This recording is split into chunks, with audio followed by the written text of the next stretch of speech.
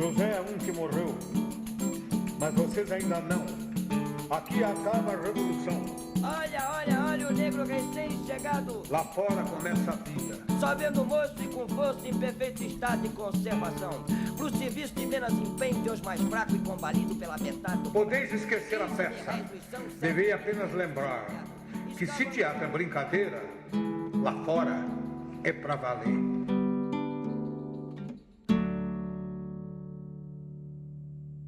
Os processos psíquicos da memória e da imaginação, eles não são dissociáveis. Então a gente não pode dizer assim, eu vou me lembrar e vou me lembrar exatamente. Não vai. Ninguém se lembra exatamente de nada, porque a imaginação intervém.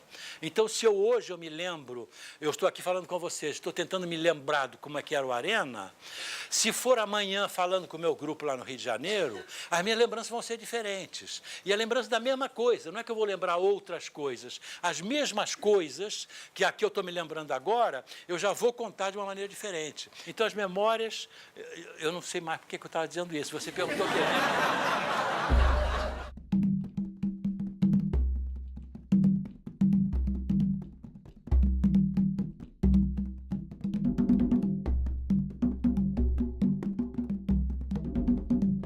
O começo foi um sonho, uma ilusão, um pensamento ligado ao prazer antes do que a cultura. Foi quando a gente ouviu falar que havia uma escola de arte dramática sendo fundada em São Paulo. Seria a primeira escola de arte dramática do Brasil. No segundo andar da Rua Major Diogo, onde está o TBC até hoje. A nossa turma começou com 36 alunos e terminamos em 1950 com 9. Os outros desistiram pelo caminho. Isso acontece até hoje com quem faz teatro. Quem sabe, porque percebe-se que é um pouco mais difícil do que parece. Dentro da Escola de Arte Dramática, nessa turma de 36 alunos, os grupos mais ou menos que se entendiam melhor, não é? E um deles era um líder, que era o José Renato. E ele já tinha a fome do teatro. Começamos a trabalhar sábado e domingo na escola. Começamos a escrever textos. Olha que ousadia. Como era feito? Na base totalmente da intuição do Zé Renato. Em 1951, o Zé já veio com a ideia de dirigir um teatro diferente. Foi aí que a gente resolveu formar um grupo e pensar numa maneira de fazer teatro mais barato, porque a gente não tinha dinheiro, naturalmente. O Décio de Almeida Prado tinha passado para ele eu não me lembro se era uma revista ou se era um livro, mas alguma coisa mostrando fotografias de teatro de arena nos Estados Unidos. Verificamos, lendo o livro, que era fácil, aparentemente facílimo, não tinha nada, então era muito fácil. Bastava entrar aqui e falar. Nossa primeira experiência foi feita ainda na escola, em 1949, 1950, com um texto de Tennessee Williams, texto em um ato de Tennessee Williams, Demorado a Deus. Ensaiando e depois chamando pessoas para ficarem sentados perto da gente, para a gente mais ou menos entender o que era representar tão próximo, né? Tão aqui. E estreamos o Demorado a Deus e foi foi assim, uma experiência fantástica. Nessa primeira experiência, eu não consegui me desligar totalmente da necessidade de uma cenografia. Pouco a pouco, depois com a experiência e tal, eu fui percebendo que isso era absolutamente desnecessário. O público entrava no jogo imediatamente e isso é que é a grande vantagem deste tipo de teatro. A gente resolveu mesmo solidificar essa companhia de teatro de arena. E o grupo que saiu da escola em 1950, imediatamente formou essa equipe. Eu procurava uma peça que pudesse nos dar algum respaldo comercial, algum apoio financeiro na época, e eu descobri uma peça inglesa, que era uma peça de boulevard, chamada Esta Noite é Nossa. Demorado a Deus, essa peça curta, também estava no nosso repertório. E para fechar o repertório com outra peça, o Sérgio Brito dirigiu Judas em Sábado de Aleluia, do Martins Pena. Eu trabalhava no Museu de Arte Moderna e o Titilo Matarazzo, eu tenho a grande alegria, a satisfação da lembrança do carinho com que essa criatura extraordinária me tratava. E um dia eu cheguei para ele e disse, seu Titilo, posso pedir uma coisa para o senhor? Aquele salão de exposição, o principal salão de exposição do Museu de Arte Moderna, será que o senhor não cedia para nós, durante uma semana, o salão para a gente fazer essa noite é nossa, estrear aqui? Ele parou, me olhou, deu uma risada. Tá bom. Assim, gente. Cedeu assim, como eu estou contando para vocês. E depois apresentávamos em escolas, em fábricas, em ginásios, onde tivesse possibilidade. Nós tínhamos uns 10, 12 refletores antigos de 500 watts e levávamos esses refletores, pendurávamos com os fios. As pessoas sentavam em volta e o cenário era muito reduzido. E a gente praticamente estava em cima do colo da plateia. Eu procurei, então, uma peça que fosse aparentemente escrita para a arena. E eu achei uma peça chamada Voulez-vous jouer avec moi, de um autor francês, Marcel Achard, que se passa no picadeiro de um circo. Essa peça nós chamamos de Uma Mulher e Três Palhaços.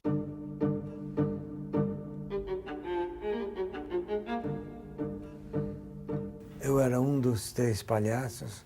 Com aquela peça nós fomos ao Rio de Janeiro, representamos para o presidente da República. Naquele tempo, acho que era o Café Filho. Era 54, Getúlio acabara de se suicidar e Café Filho assumiu a presidência. Ele gostava muito de teatro, era muito amante de arte, etc. E nos mandou convidar para a gente fazer uma apresentação desse gênero novo no Rio de Janeiro, no Palácio do Catete. E um avião da FAB nos levaria de São Paulo ao Rio. E fizemos uma representação para o Café Filho, um grupo de ministros. E foi muito bem recebido e tal.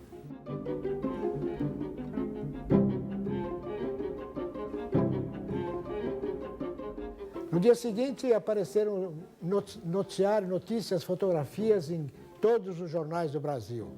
Porque o que se fazia aqui em São Paulo, ficava aqui em São Paulo. E o que se fazia no Rio de Janeiro, repercutia no Brasil inteiro. Foi uma sucessão, né? Nós fomos capa de revistas. A revista, na época, mais chamativa era a Manchete. Isso teve uma tal repercussão que nós chegamos em São Paulo de volta, imediatamente pensando, vamos procurar um lugar para a gente se instalar. Naquela época, para que vocês tenham uma ideia, não havia leis de incentivo à cultura. O TBC era na base do mecenato do Matarazzo e do Zampari, entende? E este daqui, na base de um pouco de uma presença dessa figura que está aqui, chamada Roger Lévy. Eu tropecei no Teatro de Arena. Eu encontrei o Zé Renato, por acaso, no Museu de Arte Moderna, que estavam fazendo Uma Mulher e Três Palhaços. Então, foi aí que nós começamos a conversar sobre a possibilidade de fazer um local fixo. Aí nós conseguimos esse local da Teodoro Baiman. Eu me lembro bem que a gente olhava assim, tinha uma luz que entrava por dentro aqui. Guardei na memória essa cena que a gente veio ver, escolheu o local, né?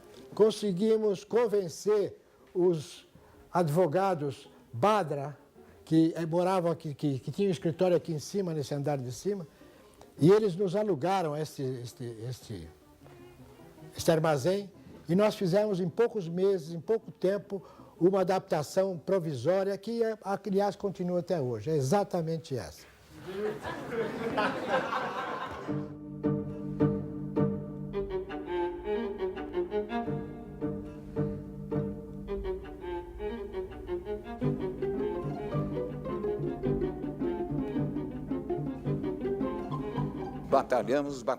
Batalhamos e conseguimos finalmente instalar o Teatro de Arena aqui onde ele está hoje em dia.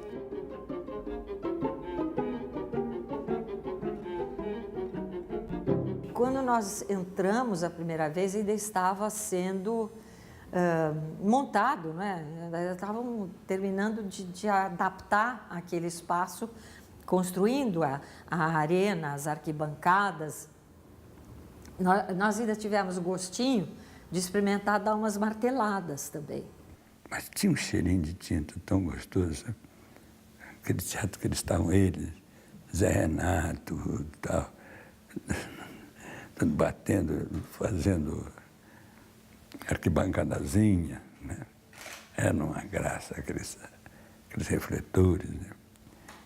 E eu passava por aí, ele dava uma olhada. E aquele cheirinho de tinta, coisa maravilha. Aí eu disse assim, para mim mesmo, hein? Quer saber de uma coisa? E eu ainda vou trabalhar nesse teatrinho.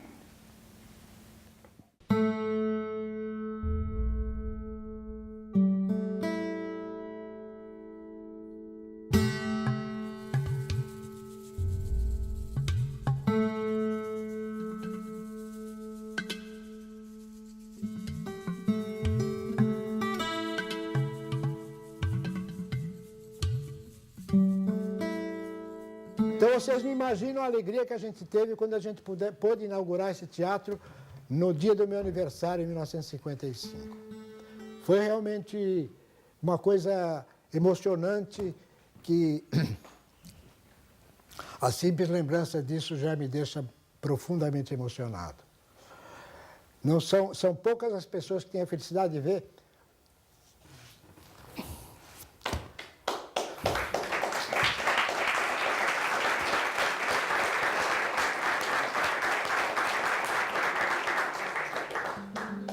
são poucas as pessoas que têm a felicidade de ver um aniversário, lembrar de um aniversário 50 anos atrás, com tanta gente recordando.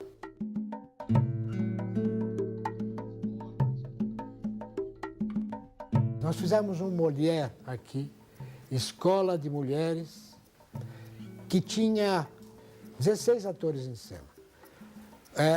Nessa peça a gente começou a trazer atores de outras companhias, começamos já a roubar atores de outras companhias.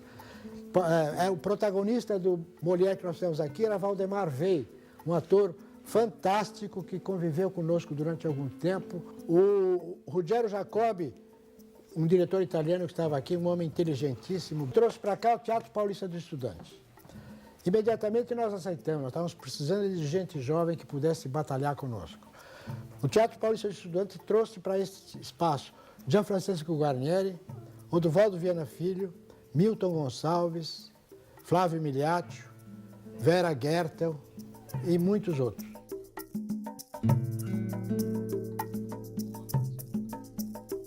Nós precisávamos de um espaço para trabalhar e o Zé Renato precisava de atores, e atores, sobretudo, baratos, né? Porque a gente era semi-amador. Em 56, eu procurei um diretor que pudesse dividir comigo essa responsabilidade de dirigir espetáculos aqui no Arena. O Sábato Magaldi me indicou um nome. Falei em vários nomes e depois, por coincidência, o Boal, depois de estudar nos Estados Unidos com o John Gassner, voltou de lá e me telefonou dizendo que estava disponível, estava desempregado. E eu fui muito honesto, eu falei, olha, eu não sou diretor. Eu escrevi peças, dirigi lá em Nova York 2 peças minhas, mas porque não havia mesmo nenhum diretor. Me disseram, olha, você vai ter que dirigir. Nós ficamos amigos imediatamente e ele escolheu uma primeira peça para ele dirigir. Mas o grande sucesso do Boal, quando ele começou, foi Ratos e Homens, do Steinbeck. Todo o elenco masculino do Arena entrou nessa peça e foi uma peça extremamente delicada e bonita e que foi muitíssimo bem feita.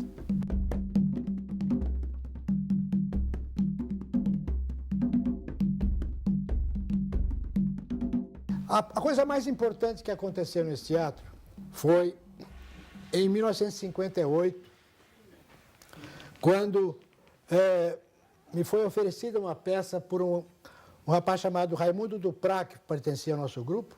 Ele trouxe uma peça, o Guarnieri está com com receio de mostrar essa peça para você, ele tem vergonha, ele acha que não está pronta ainda, quer que você leia. Então, a peça chamava-se O Cruzeiro lá do Alto, porque era uma história passada numa favela e tinha um cruzeiro no alto da favela onde os namorados se encontravam. Eu me interessei logo por ela, gostei e pedi ao Guarneri que arranjasse um outro nome.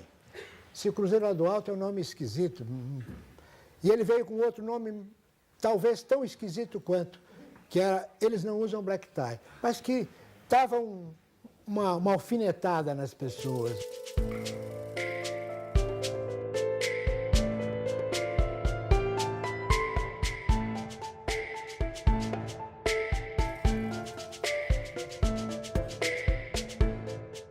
Ensaiamos essa peça em um mês, foi rapidíssimo o ensaio, o aproveitamento foi muito rápido. Tanto que o ensaio geral estava tudo errado. E no dia da estreia deu certo.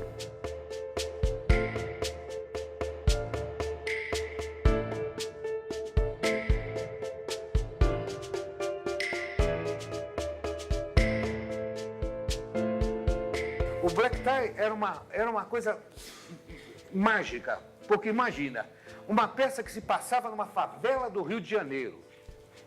O pai da família era russo, a mãe era italiana, o filho italiano de Milão, né, que é o Guarneri, que é italiano, a Vera Gertel, que era judia, a Riva Nimitz, que é judia, e o Flávio Miliati, que é oriundi, e os dois brasileiros, que eram o Milton Gonçalves e eu. Uma peça com esse elenco internacional fazia a vida de um barraco no Morro do Rio de Janeiro. E isso gerou uma das maiores revoluções do teatro, na história do teatro brasileiro. Não tinha cenários, tinha luzes que ou iluminava aqui ou iluminava ali, então talvez um som, um grilozinho cric-cric, cric-cric, um violão tocado no fundo, que era o Tião, que tocava lá a música deles Não Usam Black Tie, e o resto era olho no olho e emoção.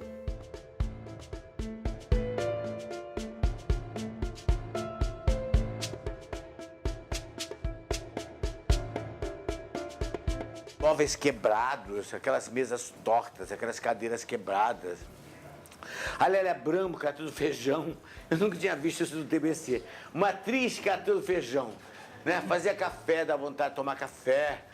E a temática era furar ou não furar uma greve. Era um teatro que realmente queria transformar a sociedade brasileira em alguma coisa diferente.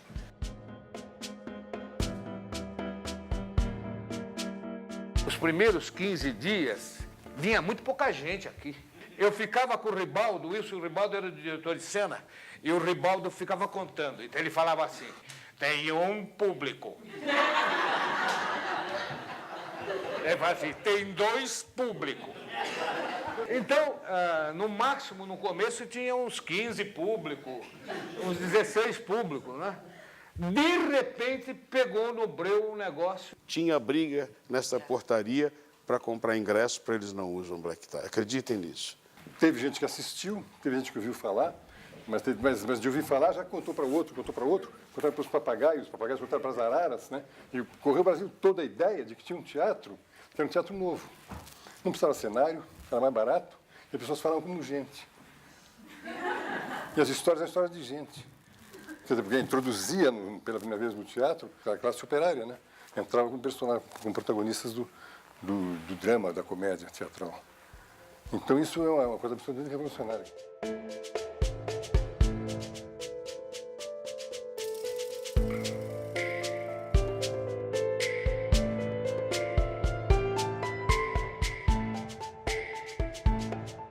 Naquela época, falava-se muito que o autor brasileiro, ele tinha uma expressão que era veneno de bilheteria, não vai ninguém.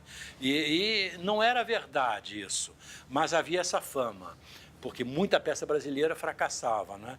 E o Black Tie ficou um ano em cartaz. A partir do Black Tie é que começou a grande discussão sobre o que seria o teatro brasileiro naquela época. Decidiu-se que durante 2 anos o Arena ia só montar peças nacionais. O Vianinha, que era o mais assim animado, assim, eu acho, queria que eu fizesse que eu desse aulas de dramaturgia. Eu falei assim, não pode dar aula de dramaturgia. Eu fui sozinho para aprender, eu aprendi alguma coisa. Então ele falou assim, bom, então você pega o que você aprendeu lá, você conta para a gente aqui. Uma das características do seminário era ser absolutamente franco sobre a opinião de cada um sobre a peça que estava sendo lida e discutida. Então, alguns autores não gostaram disso. Talvez o seminário fosse, em determinado momento, um pouco ideologicamente, como digo, um pouco agressivo. Quando começou o seminário de dramaturgia, cada um procurou tratar de escrever uma peça, né? Muita gente que não escrevia começou a escrever. O Chico já escrevia. E teve uma peça dele montada, que fui eu que dirigi, o Testamento do Cangaceiro. Né? E o Flávio Miliaccio não tinha escrito nada antes. E escreveu. O Nelson Xavier escreveu. O Milton escreveu. E fora outros que não eram do Arena, mas que vinham ao seminário. Roberto Freire, que ele era do seminário, mas não era do Arena. Também foi uma peça que eu dirigi dele, que era o Gente Como a Gente.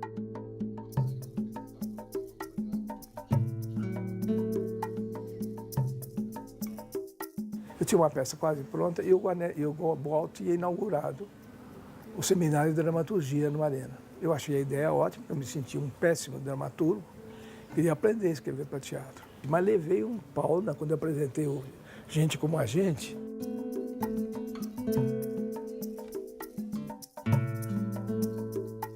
Uma vez veio aqui um repórter do jornal Última Hora, e daí ele pegou e falou assim, como é que se escreve essa peça? Se escreve essas peças? Escreve com a mão, tal. Ele falou assim, nós temos um seminário de dramaturgia. Ah, tem um seminário de dramaturgia? O que é seminário de dramaturgia?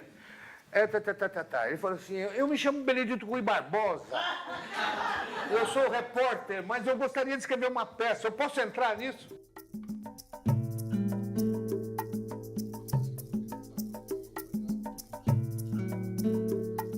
O Arena estava no Rio de Janeiro, precisava ocupar aqui. Então nós pegamos uma peça do Benedito Rui Barbosa, chamada Fogo Frio. E como nós não tínhamos elenco, então convidamos o elenco da oficina. E nós fizemos essa peça, aliás, Fogo Frio, depois de termos feito aqui uma temporada com a incubadeira. Eles nos acolheram, foi um sucesso muito grande, mas havia Eles diziam, não, isso é um teatro psicológico, é um teatro pequeno burguês, não nos interessa. E eu parei de escrever. Aí eu comecei a aprender a encenar com o Boal, fazendo exatamente o Fogo Frio. Já que eu sou um pequeno burguês, sou um psicólogo, só posso escrever sobre essas coisas todas. O seminário de dramaturgia, o sagrado seminário episcopal de dramaturgia, disse que realmente eu tinha que desistir de escrever. Eu, estúpido, desisti e fui dirigir, fui aprender a direção com o Boal. Né? Aí comecei a dirigir, e de repente o Boal foi passando para minha mão, fui ganhando confiança, e daí nós saímos para fazer a Vida em Pressa em Dólar. Naquele momento, como o Brasil era naquele momento, a polêmica fazia parte do cotidiano.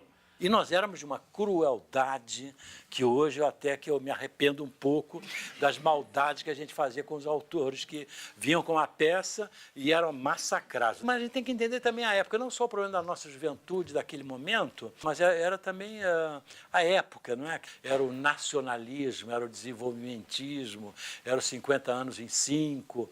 E havia alguns do nosso grupo, alguns que eram do Partido Comunista, outros que não eram, né? Mas então havia muita discussão também em torno de partido, né?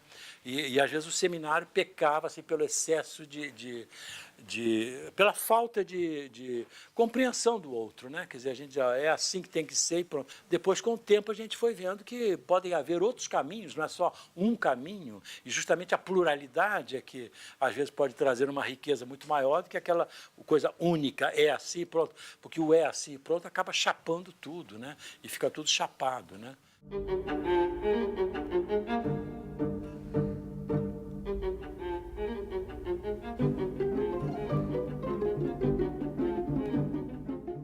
Toda vez que eu me lembro disso aqui, desse tamanhico, e vejo o que resultou isso aqui é milagre, né?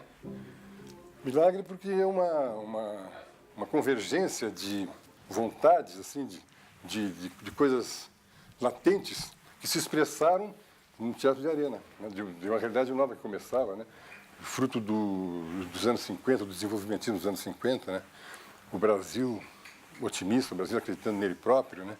E depois do golpe militar, houve, ao contrário de arrefecer os ânimos, foi um potencializador, né? Foi botar gasolina no fogo, né? Até 68, quando o AI-5 acabou com tudo.